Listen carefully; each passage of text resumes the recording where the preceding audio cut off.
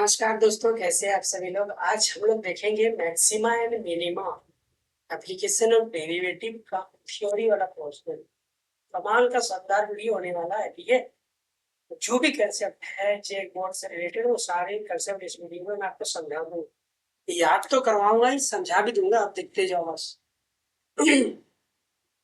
मान लो कोई फंक्शन ऐसे बढ़ते जा रहा है दोस्त, ये बढ़ रहा है बढ़ रहा है बढ़ रहा है बढ़ रहा है बढ़ रहा है। आप बोलोगे सर ऊपर जा रहा है तो हमें मैक्सिमम चाहिए। मैक्सिमा चाहिए तो मुझे पलटी मारना पड़ेगा। जब तक मैंने पलटी नहीं मारूंगा तब तक मैं बोलूंगा ये ग्राफ तो बढ़ रहा है बढ़ रहा है बढ़ रहा है। बोले एक जगह ऐसा है जहाँ पे एक बार ये पलटी मारा, जैसे पलटी मारा तो आप बोलोगे सर ये तो मैक्सिमा, ये ग्राफ वो वाला पॉइंट वो वाला चोटी जहां तक ये पहुंचा और फिर वापस घूम के आ गया, वो मैक्सिमम पॉइंट है। फिर ये ग्राफ नीचे आएगा नीचे आएगा नीचे आएगा, फिर पलटी मारा तो आप बोलोगे सर ये वो जगह है जहाँ पे ग्राफ ज्यादा से ज्यादा नीचे गया, इसके बाद वो पलटी मारा फिर वापस नीचे, ये नीचे, फिर इस तरह से तो ये ग्राफ चलता जाएगा। तो अब जब देखो जब नीचे पलटी मारता है तो अपने को मिनिमा मिलता है, जब ऊपर से पलटी मारता है तो मैक्सिमम मिलता है। तो यहाँ पे देखो दोस्त, कई बार ऊपर से पलटी मारा तो आप बोलोगे ऊपर से तो एक बार, ये दो बार, ये तीन बार, 3 बार पलटी मारा है। मान के चलता हूँ यहाँ ये 4 बार पलटी मारा और यहाँ बैठे हुए थे। यहाँ से चालू हुआ था और यहाँ जाकर नीचे से कितना बार पलटी मारा आप तो काउंटिंग करो।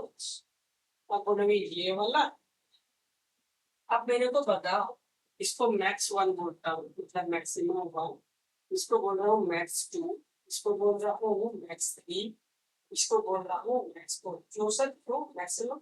मैंने बोला ऊपर से जब जब पलटी मारेगा तब तब मैक्सिमम मिलेगा। ये भी मैक्सिमम है, ये भी मैक्सिमम है, ये भी मैक्सिमम है, ये भी मैक्सिमम है, जो 4 मैक्सिमम हो गए। मैंने बोला यस 4 मैक्सिमम हो गए। तो ये सभी मैक्सिमम में जो सबसे बड़ा वाला मैक्सिमम है उसको बोलते हैं एब्सोल्यूट मैक्सिमम। तो अगर देखो तो क्या इन सभी में सबसे बड़ा, सबसे बड़ा करेगा तो सबसे ऊंचा कौन है? Next one. तो इसको बोलेंगे एब्सोल्यूट, एब्सोल्यूट मैक्सिमम। और जो बच गए मैक्सिमम के बाद जो भी बच गए छोटे छोटे छोटे मैक्सिमम, छोटा छोटा मैक्सिमम, इन सभी को हम लोग बोलते हैं लोकल, लोकल मैक्सिमम। पहले तो मैं आपको नाम से ही समझा दूं कैसे। तो इन सभी मिनिमम में जो सबसे छोटा मिनिमम है, सपोज करो इसको MIN1, MIN2, इसको MIN3 बोल रहा हूँ। तो इन सभी मिनिमम में सबसे छोटा मिनिमम कौन है मेरे को? आप बोलोगे ये वाला। तो इसको हम लोग बोलेंगे एब्सोल्यूट मिनिमा या एक्सेप्ट मिनिमा। तो इसको बोलेंगे एब्सोल्यूट, एब्सोल्यूट, एब्सोल्यूट मिनिमा। कोई दिक्कत? कोई मसला नहीं। और जो बच गया उसको क्या बोलेंगे सर? इसको बोलेंगे हम लोग लोकल, लोकल। सर आप तो कंडीशन बता, मैंने बोला एक जगह ध्यान से देखो इस पॉइंट पे आप ध्यान से नजर मारो। तो ग्राफ जब ऊपर जा रहा था इसका मतलब है तो इंक्रीजिंग फंक्शन, इंक्रीजिंग फंक्शन है इसका मतलब। यदि क्वेश्चन में y इक्वल टू f(x) दिया हुआ है और इस फंक्शन का मैक्सिमम मिनिमा निकालने के लिए फंक्शन के नाम पे कोई ना कोई वैल्यू देगा, जैसे 3x² + 4x - 9x + 10, इस तरह का कोई फंक्शन देगा। तो ये फंक्शन यहाँ से लेकर इस मैक्सिमम पॉइंट तक ये तो इंक्रीज हो रहा है। तो इंक्रीजिंग की कंडीशन जानते हैं, dy by dx कैसा होता है? पॉजिटिव होता है। इसका मतलब f(x) कैसा होगा? इस मैक्सिमम पॉइंट, मैक्सिमम वैल्यू नहीं, यहाँ पे एक पॉइंट होगा मैक्सिमम पॉइंट, उसको बोलते हैं। उस पॉइंट को x के जगह पे रखेंगे तो ये वैल्यू मैक्सिमम वैल्यू मिलेगा।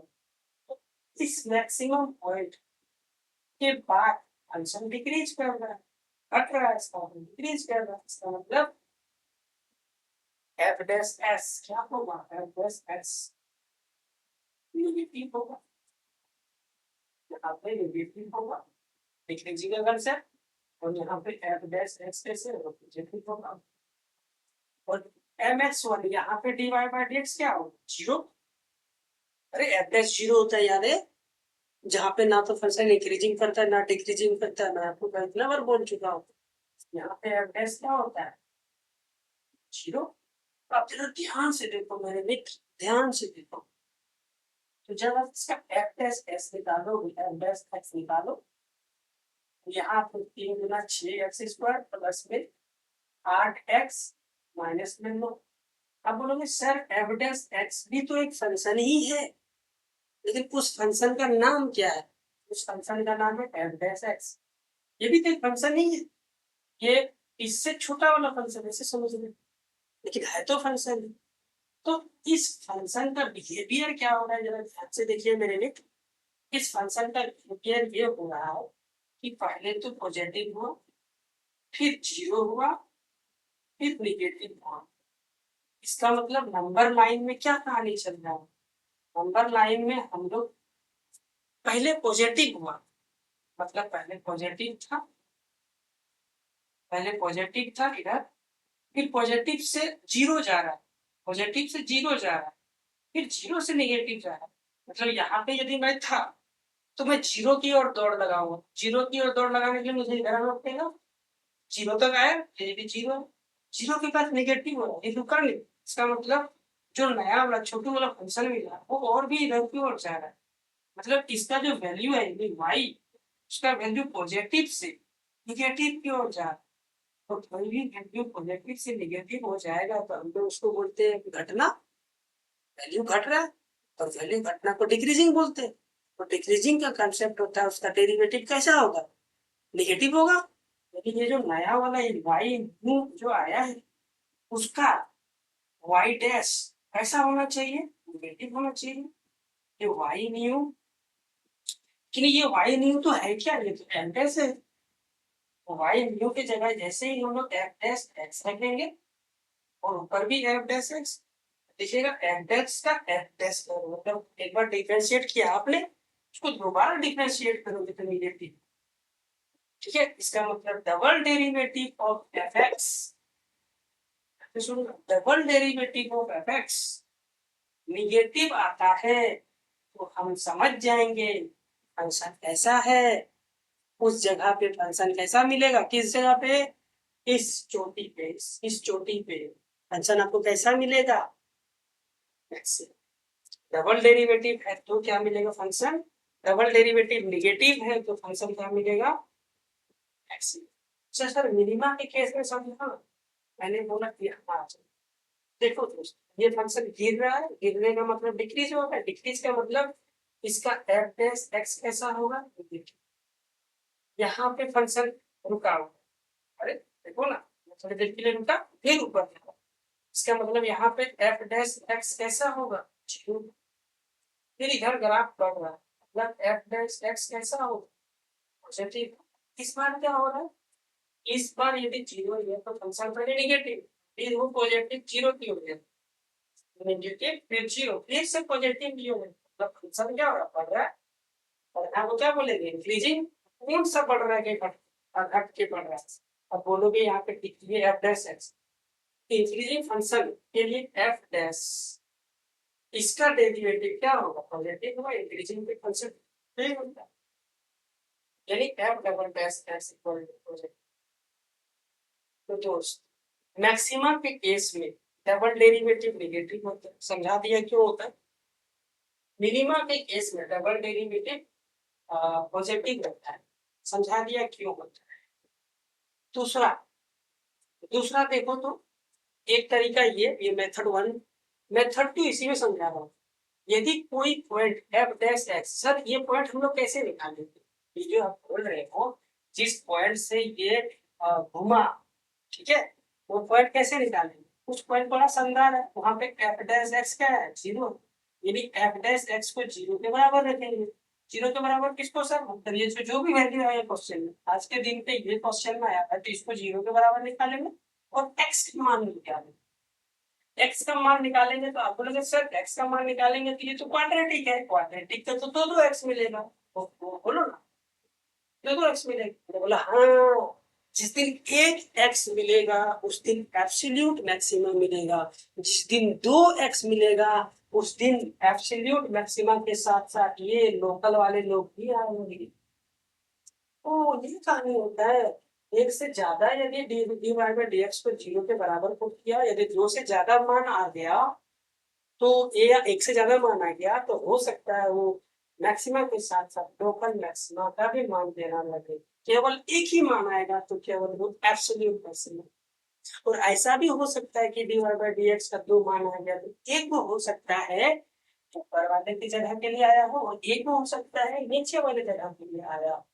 तो सर हमें कैसे पता चलेगा ये ऊपर वाले के लिए आया कि नीचे वाले के लिए? हम इसको सेकंड डेरिवेटिव पे रखेंगे, इस पॉइंट को सेकंड डेरिवेटिव यहाँ पे रखेंगे और वैल्यू चेक करेंगे। यदि निगेटिव आ रहा है मैक्सिमम पॉइंट हो, और यदि दूसरा पॉइंट को हम सेकंड डेरिवेटिव पे रखे और देखेंगे यदि वहां पे पॉजिटिव आ रहा है तो उसको हम लोग मिनिमम,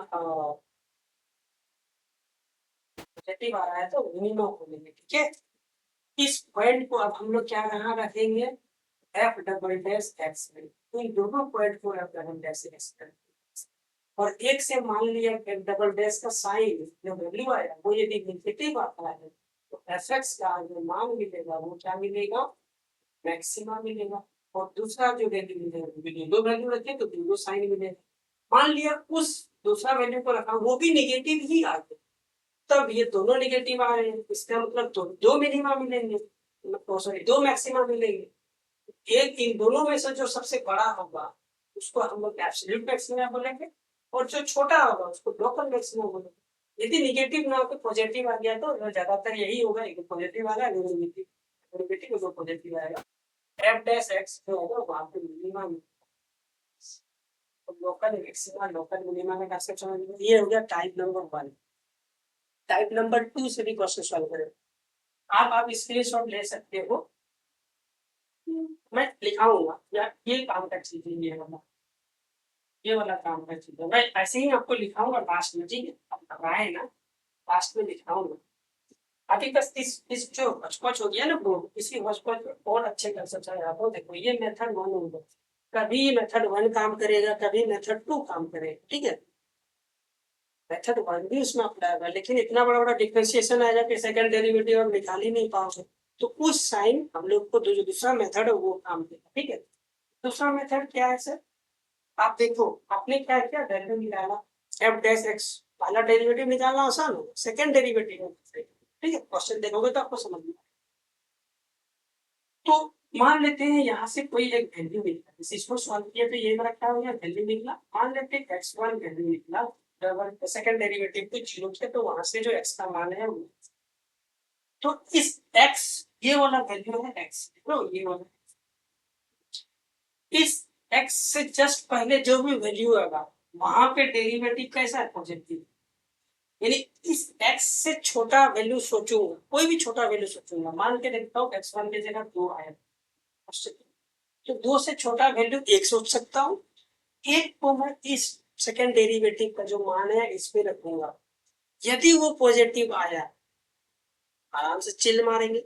अब दूसरा, इस दो पॉइंट से बड़ा वैल्यू सोचूंगा, यदि उस बड़ा वैल्यू को एफ डैश एक्स पे रखने पे निगेटिव आए, इसका मतलब पॉजिटिव से निगेटिव, तो वो जो पॉइंट है जहां पे डिवाइडेड जीरो हो रहा था वो पॉइंट से कम वैल्यू के लिए फंक्शन मेरा पॉजिटिव है और सेकंड डेरिवेटिव मेरा इंक्रीजिंग है, पॉजिटिव है तो इंक्रीजिंग है, और यदि नेगेटिव है तो डिक्रीजिंग। यदि इंक्रीजिंग से डिक्रीजिंग हो रहा है तो मैक्सिमम वैल्यू मिलेगा बस। यदि इंक्रीजिंग डिक्रीजिंग आपको नहीं समझ में आ रहा है वैसे समझ लो, यदि जिस पॉइंट को D Y by D X zero करके आपने निकाला उस पॉइंट से छोटा वैल्यू के लिए फंक्शन पॉजिटिव से निगेटिव की ओर जा रहा है तो मैक्सिमम मिलेगा, पॉजिटिव से निगेटिव की ओर जाएगा तो मैक्सिमम मिलेगा, और यदि निगेटिव से पॉजिटिव की ओर जा रहा है नहीं है है नहीं। यदि नेगेटिव 0 फिर पॉजिटिव, नेगेटिव से पॉजिटिव जा रहा है, मान लिया यहाँ से हमने x1 निकाला, x2 कर देते हैं, इससे छोटा वैल्यू आप सोचो कोई, जैसे 2 से छोटा वैल्यू 1 को आपने f डैश x में रखा, उसका वैल्यू पता चला नेगेटिव, कितना है उससे मतलब नहीं, बस नेगेटिव आया, फिर हमने 2 से बड़ा वैल्यू सोचा, वो पॉजिटिव है, मतलब f डैश x नेगेटिव से पॉजिटिव की ओर जा रहा है, तो वहां पे अपने को मिनिमम मिलेगा। ये दूसरा कंसेप्ट, ठीक है। तीसरा, ये 2 तरीके का कंसेप्ट हम लोग यूज करेंगे, कब अप्लाई करेंगे वो आप बताता हूँ, इसका स्क्रीनशॉट लेने की जरूरत नहीं है दोस्त, फिर भी आप चाहो तो ले सकते हो, उनको समझ में आए तो वेल एंड गुड। अब इस कंसेप्ट को मैं आपको दिखाता हूँ, ठीक है। इसको याद कैसे रखेंगे, थ्योरी में ये क्या दिखेगा आपको, ये दिखेगा,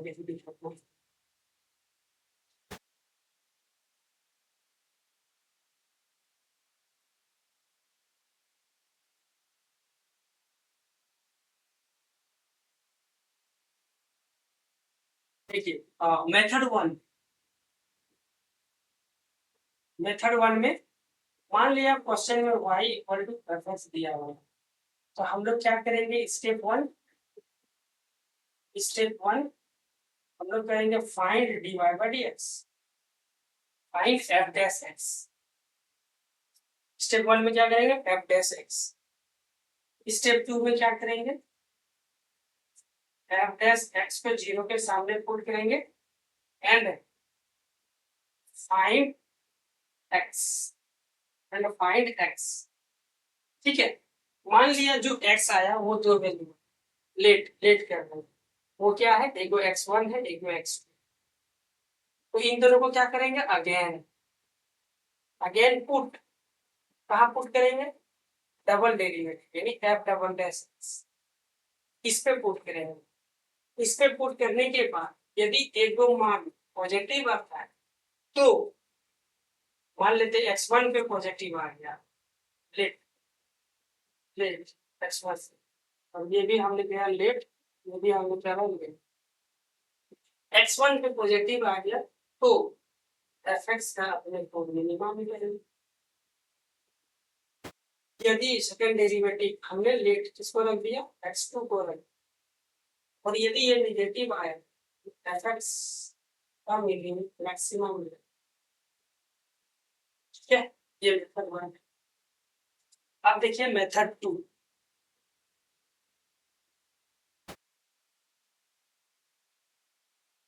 मेथड टू यहां से अलग हो गया, ये सेम काम करेंगे, लेकिन जब हम लोग अगेन डिफरेंशिएट कर रहे थे, अगेन डिफरेंशिएट होगा वहां पे, अगेन डिफरेंशिएट एंड पुट इसको x1 और x2।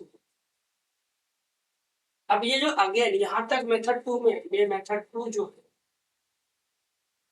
इसको यहां लिखता हूं method to.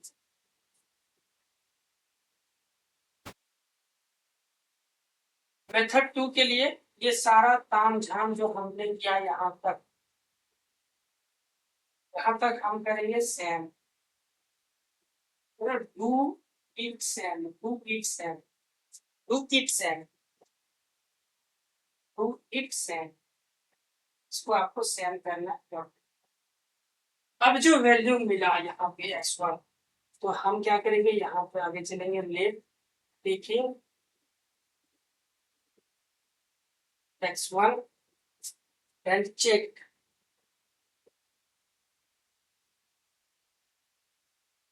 Sign of f dash x at x minus 1 and x plus 1।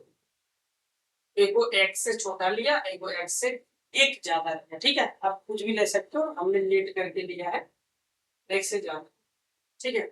If negative से पॉजिटिव जा, निगेटिव से पॉजिटिव, उस केस में अपने को मिनिमा मिलेगा, और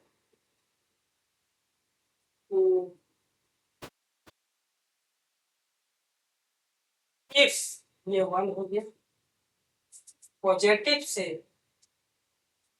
पॉजिटिव टू नेगेटिव जा रहा है, उस समय अपने को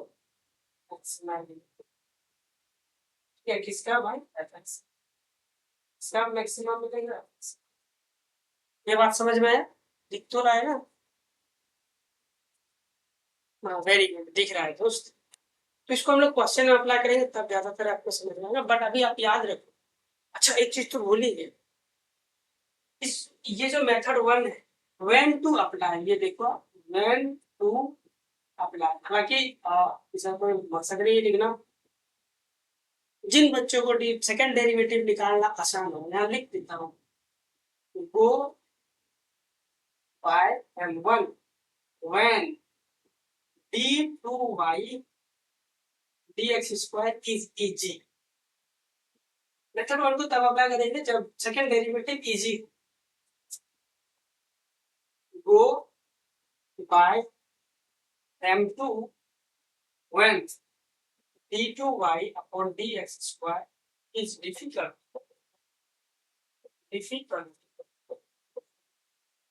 इसको हम तब अप्लाई करेंगे जब हम लोग का सेकंड डेरिवेटिव डिफिकल्ट हो जाए। क्या ये समझ में आया सारा कंसेप्ट? ठीक है, एक क्वेश्चन और देखने को मिलेगा, उसको भी मैं इधर कहीं लिख देता हूँ। ना तो वो सेकंड डेरिवेटिव से सॉल्व होगा, ना ही वो फर्स्ट डेरिवेटिव से सॉल्व होगा। वो किससे सॉल्व होगा? वो क्वेश्चन का रेंज से सॉल्व होगा कभी कभी, तो कभी कभी डोमेन से सॉल्व होगा। क्वेश्चन का जो डोमेन दिया हुआ रहेगा वो, ये डोमेन क्या होता है दोस्त? ये डोमेन क्या होता है दोस्त? आपका जो डोमेन होता है वो बहुत सिंपल होता है। अ, जैसे कि कोई क्वेश्चन दिया हुआ है, क्वेश्चन से समझाता हूँ, आपको इजीली समझ में आ जाएगा। मान के चलते हैं कि y इक्वल टू आपका ये fx के सामने दिया हुआ है x स्क्वायर प्लस 1, और इस x का ना क्वेश्चन वाला रेंज बता के रखा है, कि रेंज बोले तो दायरे बता के रखा है। दायरा ये बता के रखा है कि x लेस देन 1 और ग्रेटर देन -2। तो जब x का कोई दायरा बता के रखे तो उसको हम लोग बोलते हैं डोमेन। और जब कोई y का दायरा बता के रखे तो इस दायरे को देख रहे हो, ये दायरा इंटरवल के फॉर्म में लिखा हुआ है। क्या चीज के फॉर्म में? इंटरवल के फॉर्म। अब कोई y का दायरा बता के रखे तो y का भी बता सकते हैं कोई, क्या बता, मैंने बोला हाँ। y का यदि कोई दायरा बता के रखे, यदि y यदि खुद बड़ा हो रहा है 1 से लेकर सपोज करो 0 के बीच में या 5 के बीच में, तो जब y का कोई दायरा बताए तो इस दायरे को हम लोग रेंज, x का कोई दायरा बता के बोले तो उस केस में इसको हम लोग डोमेन बोलते हैं। ये सब फंक्शन की बात है, लेकिन अभी मैं आपको समझा दूं। लेकिन दोनों ही केस में, चाहे रेंज की बात करो तो कि y का दायरा है, चाहे आप x की बात करो जो ये जिसको हम लोग डोमेन बोल रहे हैं, दोनों के केस में इंटरवल है। ठीक है, ये इंटरवल है, ये इंटरवल। जब ये इंटरवल आ जाए क्वेश्चन में, कभी कभी y का दायरा हम खुद से जानते हैं, कभी कभी हम लोग बनाने की कोशिश करेंगे। तो जब इस तरह का दायरा आए,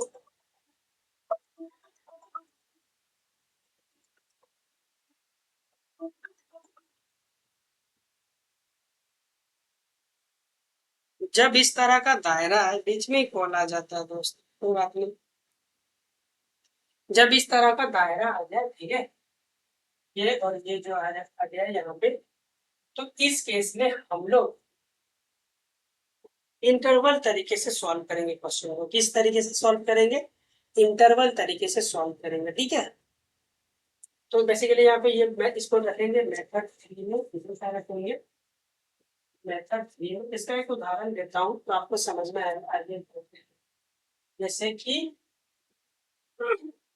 हम जानते हैं ये क्या है, साइन एक्स है, तो ये साइन एक्स वाई भी है। इस बार हम y का दायरा जानते हैं, क्वेश्चन वर्ड नहीं भी देगा तो हम जानते हैं। तो y का जो मैक्सिमम मान है वो 1 होता है, और मिनिमम जो मान होता है वो -1 होता है। ठीक है, तो इस केस में हम y का दायरा जानते हैं, इसका मतलब हम साइन एक्स का रेंज जानते हैं, और वो क्या है, -1 से लेकर 1 के बीच में।